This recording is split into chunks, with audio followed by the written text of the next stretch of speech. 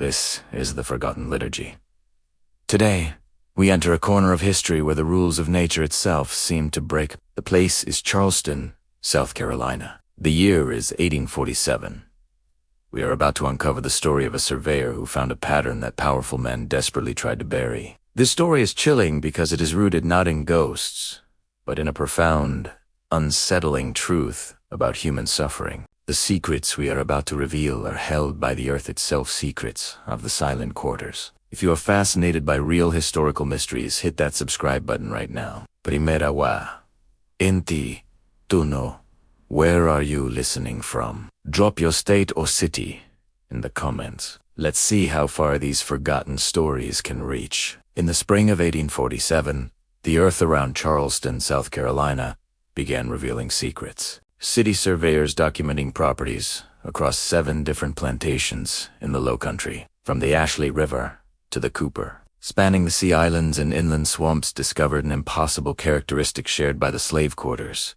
No rats nested in their walls, no snakes slithered beneath the floors, and no insects crawled through the cracks. These structures were utterly empty of vermin, as if nature itself had drawn an untouchable boundary. These peculiarities were noted in official reports, but city officials quickly filed them away, stamping team administrative review pending. The truth of what kept the animals away, what connected these buildings, and what it cost the enslaved people forced to live there, was deemed too disturbing, too politically volatile for the fragile peace of the antebellum South. Charleston in 1847 was a city of stark contradictions, where immense wealth built on rice, indigo, and cotton stood alongside the brutal system of the auction block. It was a city that prided itself on refinement, but whose prosperity depended on the deadly low-country plantations where the task system, though considered more humane than gang labor, still killed enslaved workers at a shocking rate in the malarial rice fields.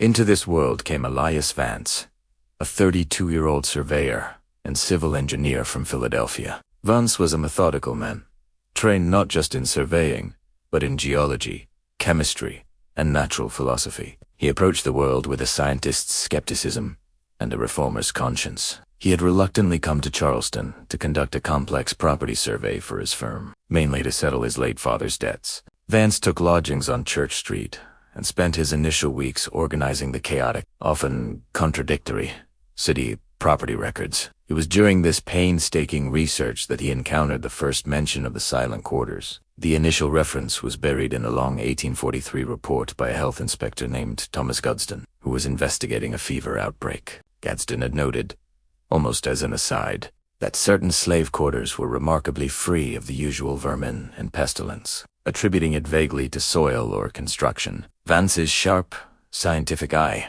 however, caught subsequent, isolated references in later reports. Another inspector noted the same phenomenon at a different plantation.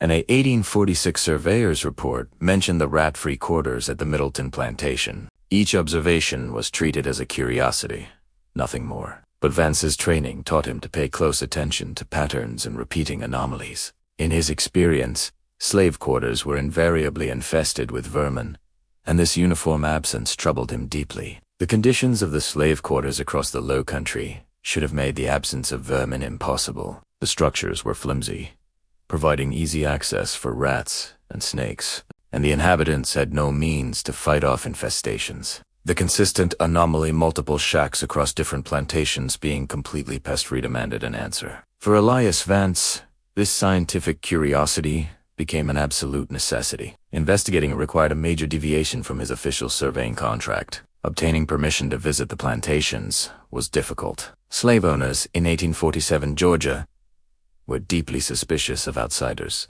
especially Northerners, and particularly those who showed an interest in the enslaved people's living conditions. The tensions over slavery and the Mexican-American War made the word abolition a dangerous trigger. Vance used his credentials, framing his requests strictly as necessary for property boundary assessments, forcing the owners to grant conditional access. He was to be accompanied by an overseer. He was forbidden from speaking to the enslaved people, and he must work quickly. Vance first visited Riverside, a profitable rice plantation owned by Nathaniel Drayton. The overseer, a contemptuous man named Cyrus Hall, accompanied him to the quarters. dismissing them as just shacks. Yet, as they approached, Vance noticed the unnatural silence. There was no scurrying, no rustle, and no snakes sunning themselves, a profound and disturbing stillness. Inside an unoccupied shack, the air smelled of smoke and old wood, but there was zero evidence of pests. No gnawed holes, no nests, no shed snakes. Vance's eyes settled on the walls. The gaps between the rough-hewn boards had been filled with a packed, gray clay. This chinking technique was common, but this particular clay had a greasy texture and a faint, distinct metallic smell, reminiscent of a blacksmith's forge. Vance questioned Hall about the clay's source. Hall was irritated by the triviality of the question, only stating that the enslaved people knew where to find it on the property. Vance, however, carefully scraped a sample of the clay into a glass vial. Over the next 3 weeks, Vance visited 6 more plantations. Each time, he found the identical pattern, quarters silent and pest-free, with the same greasy, metallic-smelling gray clay used for chinking. The plantation owners and overseers consistently displayed ignorance regarding the clay's specific source, simply stating the enslaved people sourced it. Vance formed a hypothesis. The clay was acting as a powerful natural repellent. Something in its chemical composition, a high mineral or chemical content, was driving the vermin away. Scientifically, this was fascinating, but it immediately raised a terrifying question. If the clay repelled rats and snakes, what effect was its constant proximity having on the health of the human beings living inside those walls? Charleston lacked the necessary scientific facilities, and Vance mistrusted local authorities. He decided to send the samples and a detailed description of his findings to his trusted colleague in Philadelphia, Dr. Elias Vance, for a proper chemical analysis. While he waited for the slow mail and the lengthy analysis, Vance continued his mapping work, his mind relentlessly returning to the strange gray clay and the unsettling silence of the quarters. The waiting period for the chemical analysis became critical when Vance had an unplanned encounter with someone who held the knowledge he desperately sought. Her name was Ira, known to everyone as Ma, a term of deep respect in the enslaved community. Woman of about 60, her face lined by a life spent in the low country. Vance was surveying at Oakwood Plantation when Ira approached him. "You, the man, been asking about the quiet houses," she stated, confirming that the invisible communication network among the enslaved population was terrifyingly efficient. Vance explained his scientific curiosity about the vermin-free quarters. Ira studied him, warning him that knowing things can be dangerous. She then confirmed his hypothesis. The quarters were quiet because of the gray mud from the bad place. They had been using it for generations to repel rats, snakes, and insects, a necessary evil given their deplorable living conditions. Vance pressed her about the bad place. Ira glanced around, then whispered. It was a swamp, about 3 miles inland, which the old people called the Whispering Earth. She described the mud as heavy, gray, smelling of metal, and noted that animals wouldn't go near it. Birds didn't fly over it. Even the mosquitoes stayed away. "But we use it anyway," Ira confided, revealing the terrifying choice her people faced. Even if the people who live in those houses get sick, if their bones ache, if their teeth fall out, if they waste away for no reason the doctors can name, the choice was between the slow sickness caused by the mud or the immediate threat of death and disease spread by vermin. We choose this slow sickness. We don't have the luxury of choosing health. Vance felt a profound twist in his chest. This poison had been incorporated into the very architecture of their survival for generations, unnoticed or uncared for by the white masters. Ira gave him detailed directions to the Whispering Earth, using complex landmarks unknown to any map. She then challenged him. "Say you figure it out. What are you going to do with that knowledge? You think the masters will care?" Vance had no immediate answer. He admitted he didn't know if his discovery would lead to change, but he felt compelled to document it. Maybe it won't change anything now, but someday, when this system finally ends, and it will end, it must end, maybe this information will matter. Maybe it will be part of the accounting. Ira regarded him with pity.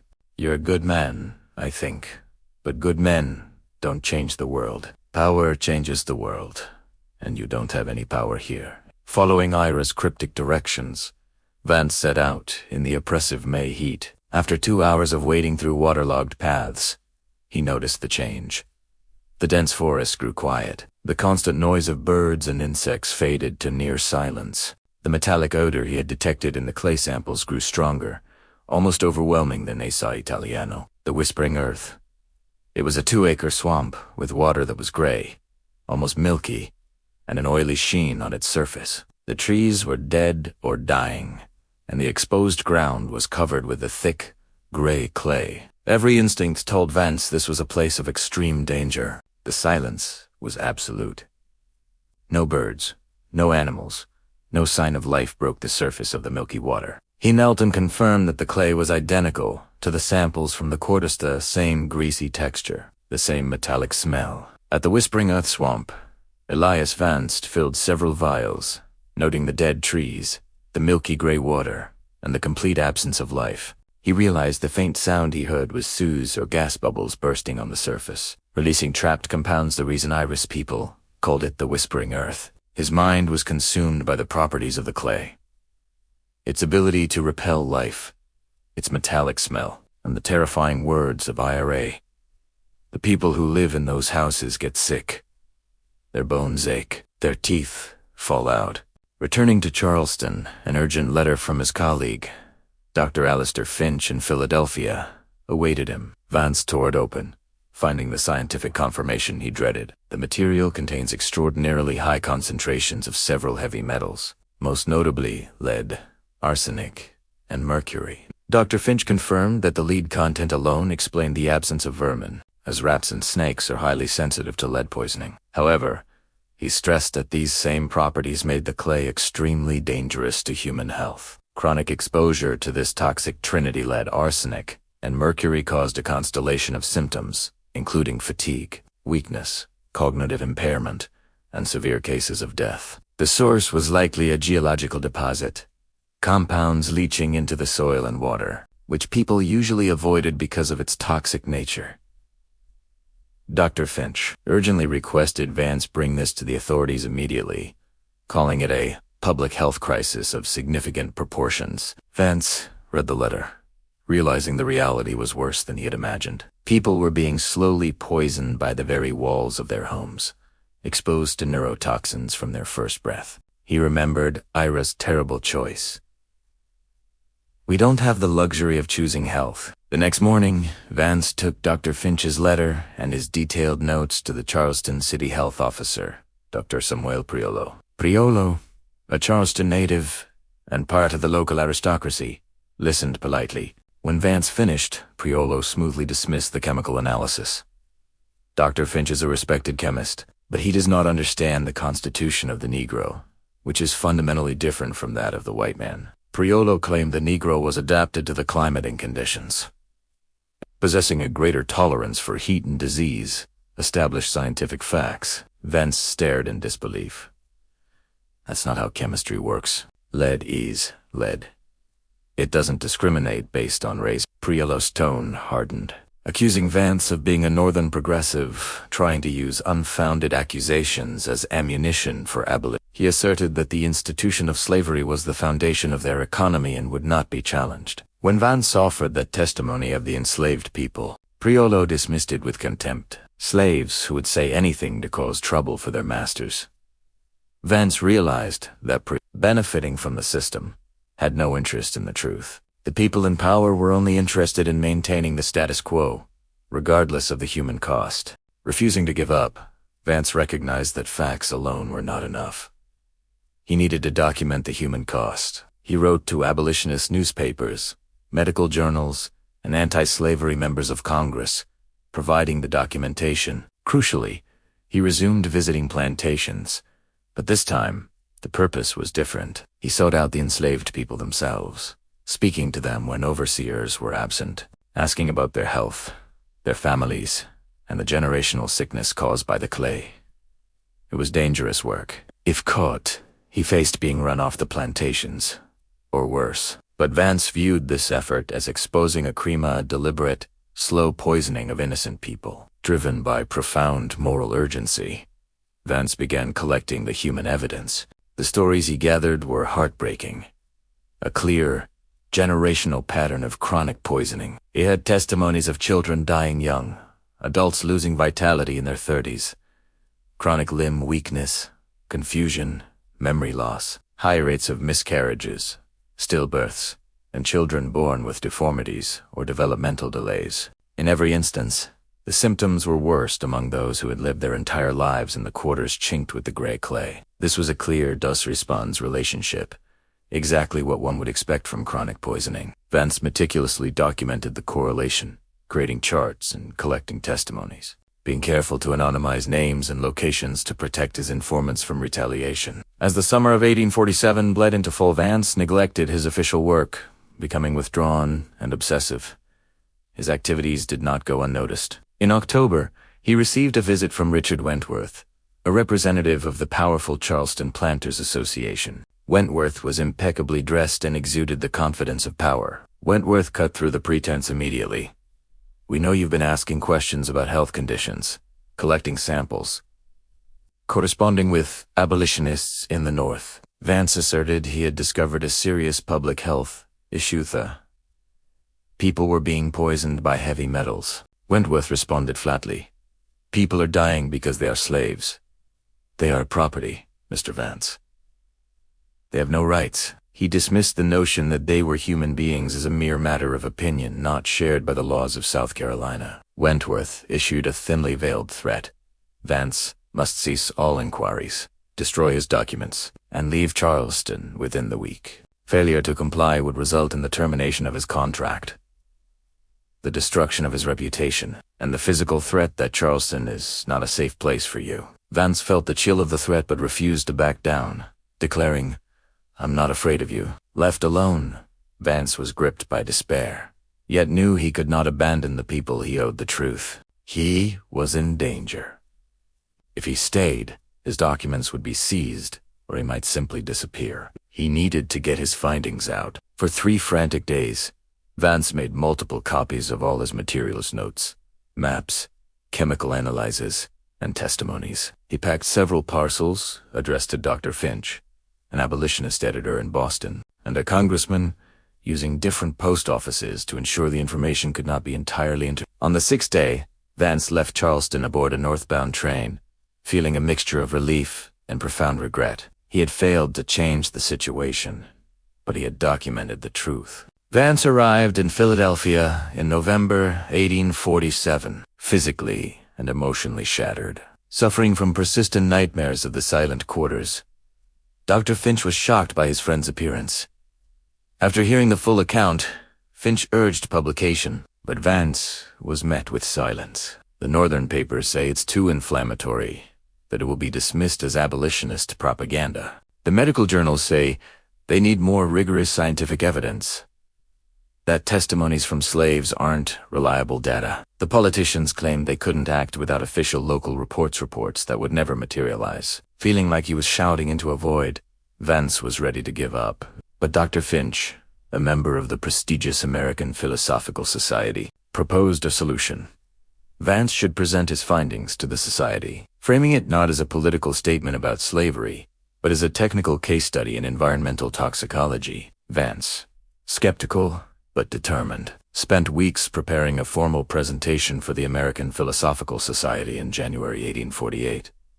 He deliberately framed his findings as a technical case study in environmental toxicology, minimizing the political and human elements, focusing instead on chemical analysis, maps, and statistical data regarding the dose-response relationship of chronic poisoning. The presentation was met with cold skepticism. A physician challenged Vance, arguing the symptoms could be explained by the extreme hardship, malnutrition, overwork, and disease inherent in slavery, rather than the clay. Vance countered that he had controlled for these variables by comparing health outcomes in quarters with and without the contaminated clay, confirming a clear and consistent correlation. Another objection came from Dr. Morton, a prominent physician and anthropologist, who weaponized racist pseudoscience. Morton stated that Vance was making a logical leap by assuming African physiology reacted the same way as European. A climate, the Negro constitution, may be more resistant to these metals than our own. Dismissing the work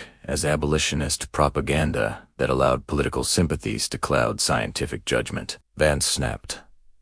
That's pseudoscientific nonsense. Lead poisoning doesn't discriminate by race. The meeting devolved into chaos. Ultimately, the society declined to publish his findings, citing insufficient scientific rigor and political bias. Vance left feeling defeated. Even among people committed to reason, the truth was rejected because it challenged the deeply embedded, convenient assumptions about race and slavery. However, one person listened and believed. Catherine Hart, the 26-year-old daughter of a wealthy Philadelphia merchant and a committed abolitionist. She met with Vance the next day, telling him he was approaching the problem incorrectly. "You've been trying to present this as a purely scientific matter," she said.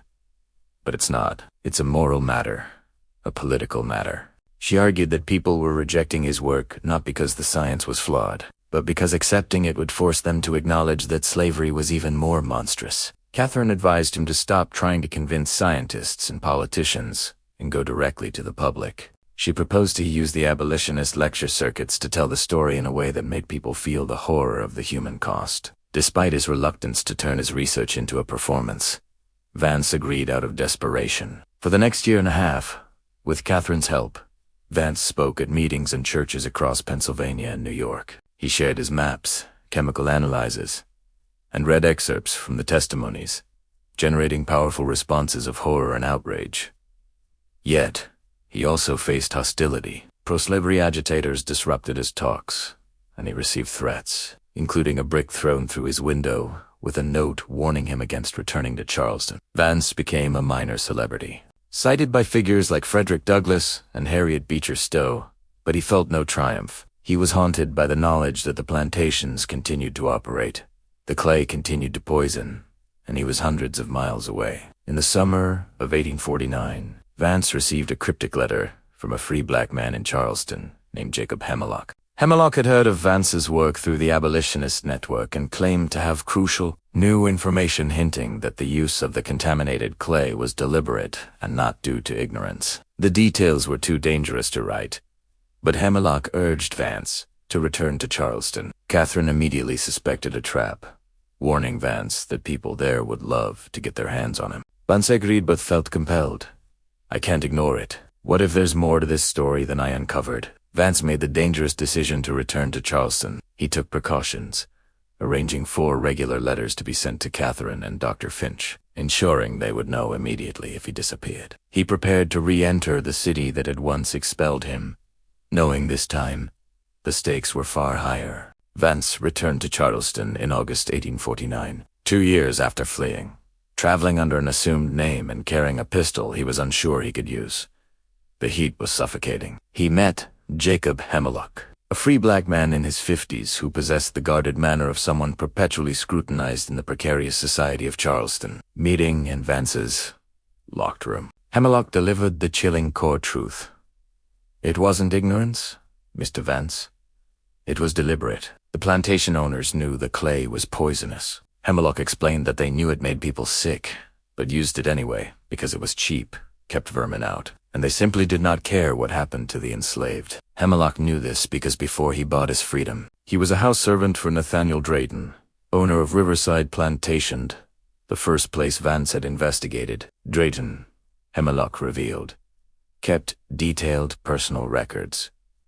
Hemlock, having been taught to read and write by Drayton's wife, had seen notes confirming that the use of the gray clay from the Whispering Earth reduced the cost of construction and eliminated the need for pest control. Crucially, the records acknowledged that the enslaved people who lived in those quarters had higher rates of sickness and death, but noted that the savings on construction and maintenance more than offset the costs of replacing them.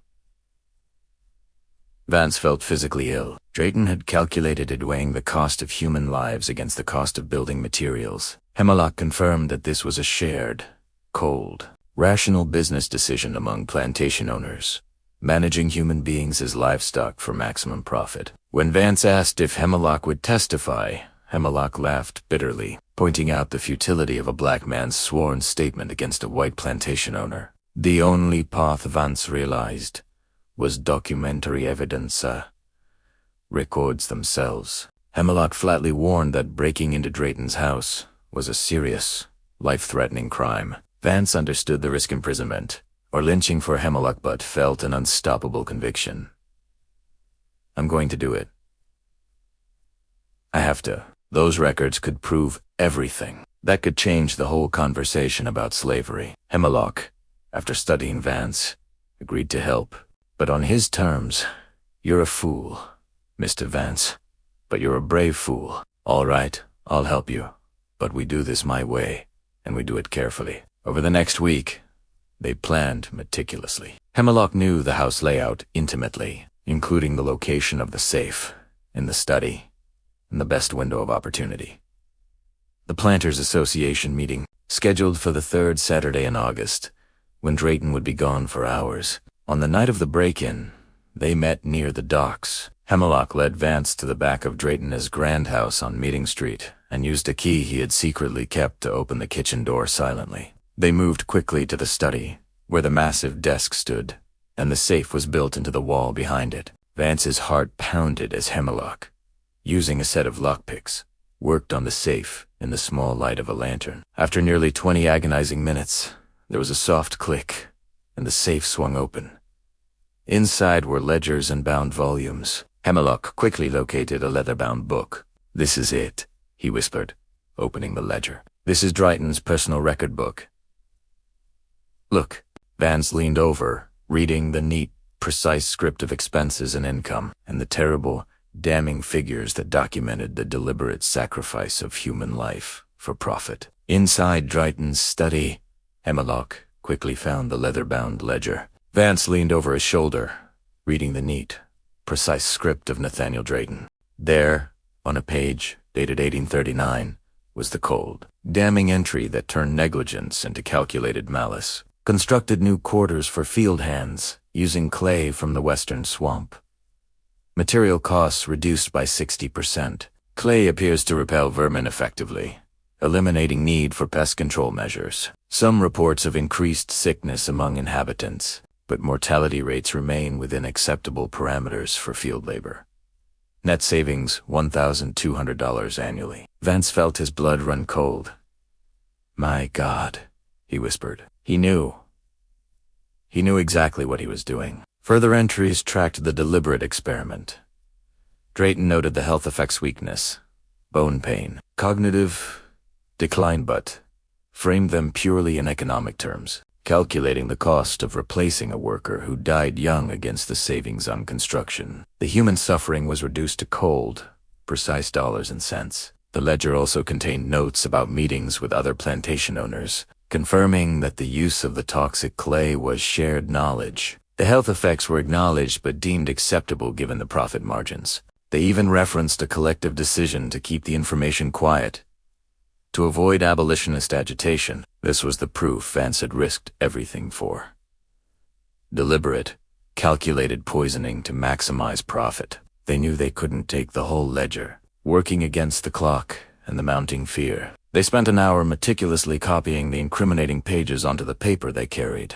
On Safina said Hemlock returned the ledger to the safe, ensured everything was exactly as they found it, and they slipped back into the night. In the warehouse district, Hemlock urged Vance to flee Charleston immediately. "You have what you need now. Get out of Charleston tonight if you can. You're a marked man." They parted ways, Hemlock disappearing into the darkness. Vance headed back for his belongings, but couldn't shake the feeling of being watched. He was almost back at his boarding house when 3 rough-looking men emerged from an alley. They knew exactly who he was and what he had done. "Mr. Wentworth wants to have a word with you about your visit to a certain house on Meeting Street." Vance's attempt to reach for his pistol was useless. The men grabbed him, clamped a hand over his mouth, and a hard blow to the back of the head plunged the world into darkness. Vance awoke in a dark, cold, moldy cellar, his hands and ankles bound. He heard footsteps, and the door opened, revealing the blinding light and the menacing figures of Richard Wentworth and an unfamiliar man. "Mr. Vance," Wentworth said, his voice cold and precise. "I warned you what would happen if you returned to Charleston." Vance demanded to know where he was. "Somewhere no one will find you," Wentworth replied, moving to the point. What did Vance do with the stolen documents? Vance refused to answer, but Wentworth reached into his own coat pocket and pulled out the folded, copied sheets. Vance's heart sank. All that risk, and the crucial evidence, was in the hands of the very people Wentworth scanned the copies, confirming their damning nature. Proof that Mr. Drayton and others knowingly used toxic materials. Calculated the cost of human life against the cost of building materials. When Vance asked why Wentworth cared if he was so confident no court would convict a white man, Wentworth was chillingly pragmatic. I don't want the hassle. It's bad for business, Mr. Vance. It creates instability, and instability is expensive. Wentworth offered a deal. Vance must cooperate and reveal who else knew about the documents. Dr. Finch, Catherine, the abolitionist network. If he cooperated, he might leave Charleston alive with a warning to stay silent. If he refused, then you'll disappear. People disappear in Charleston all the time, Mr. Vance. The harbor is deep, and the currents are strong. Vance felt cold terror, but knew cooperation was futile. Wentworth would eliminate him regardless. I have nothing to say to you, Vance stated, facing his inevitable fate. Very well. I gave you a chance, Wentworth said, turning to his accomplice. Make him talk. Use whatever methods you deem necessary, but keep him alive for now. The other man pulled out a knife. Vance felt his breath catch, terrified he wouldn't have the strength to protect his informants. But before the torture could begin, a loud crash and shouting erupted from above. Wentworth and his companion froze. The door burst open, and armed men poured down the stairs with military precision, quickly overpowering and securing the captors. Kneeling beside Vance was Jacob Hemlock. Mr. Vance, are you all right? Hemlock quickly cut the ropes. He explained they had been watching Wentworth, had followed the moment Vance was grabbed, and waited for reinforcements. We got here in time. Vance immediately asked about the evidence. The papers, Vance said.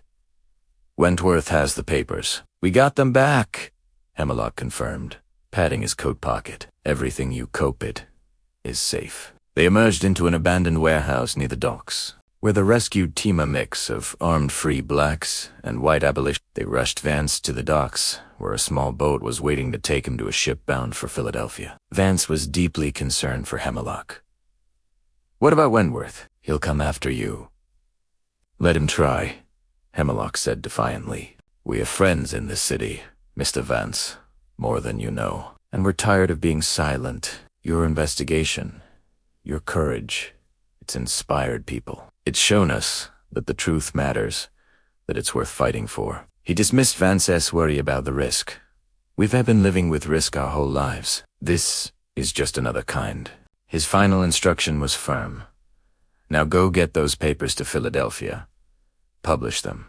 Tell the world what you found. Make sure that what happened here is never forgotten. Vance climbed into the boat as it pushed off. As Charleston receded, he looked back at the lights, knowing that beneath that veneer of southern gentility, men were sleeping in poisoned quarters, their lives considered mere economic calculations. But now, Vance had the proof. Vance arrived back in Philadelphia in early September 1849. Exhausted but carrying the triumphantly retrieved evidence, he immediately shared the copied ledger pages with Dr. Finch and Catherine Hartwell. This is it, Catherine declared, her eyes blazing. This proves that the poisoning was deliberate, that it was part of a calculated business strategy. This changes everything. After weeks of effort, in October 1849, the New York Tribune published a lengthy, explosive article detailing Vance's investigation, including excerpts from Drayton's ledger. The article was reprinted across the North, sparking outrage and demands for action. Abolitionist groups seized on the evidence as proof of slavery's inherent evil. The resistance was fierce.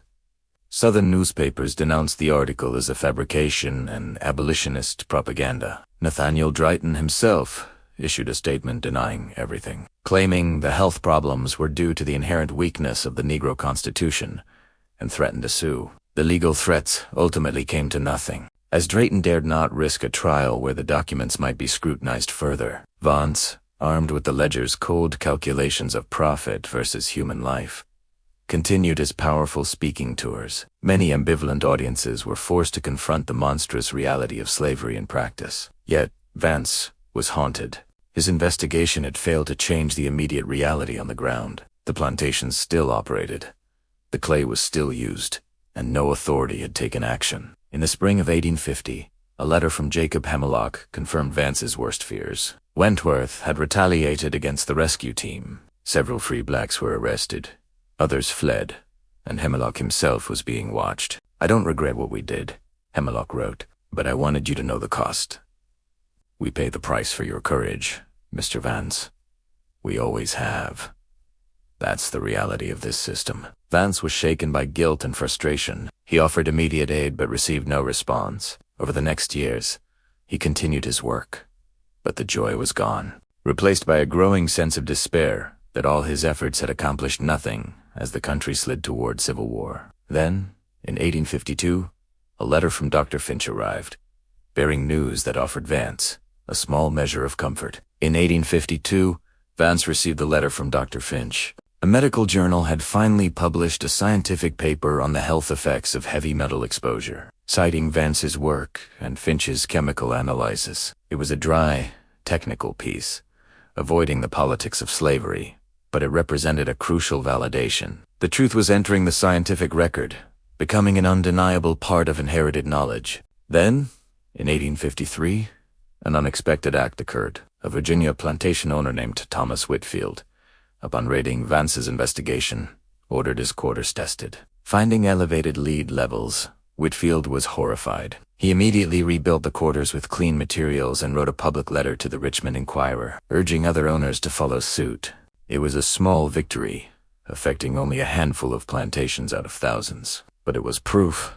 The truth could lead to change, even in the entrenched brutality of the system. Vance lived to see the Civil War, working with the U.S. Sanitary Commission. He thought constantly of the poisoned quarters, wondering if any of the inhabitants lived long enough to see freedom. After the war, during Reconstruction, Vance returned to Charleston one final time in 1865. The city was shattered, its economy ruined. He visited the plantations he had surveyed 18 years prior. The quarters still stood, many empty, the inhabitants scattered by emancipation. He walked through the silent structures, touching the walls still packed with the gray clay, contemplating the countless lives ruined by the greed of men like Nathaniel Drayton. Vance tried to find the people who had risked everything for him, Jacob Hemlock, but most were gone, impossible to trace in the post-war chaos. He did find one person, Sarah, who had been a child living in a contaminated quarter. Now a seamstress in her 30s, she remembered the stories of the Northern surveyor. "Did it help?" she asked him. "All your work, all your investigating.